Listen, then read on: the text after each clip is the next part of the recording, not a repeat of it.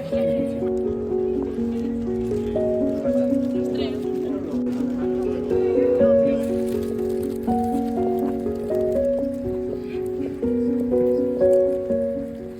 dakigunez, Euskadin pertsona askok bere bizitza eman zuten guztion demokrazia eta guztion askatasuna babesteko. Eta gaur ekitaldi honekin pertsona horiek omendu nahi ditugu.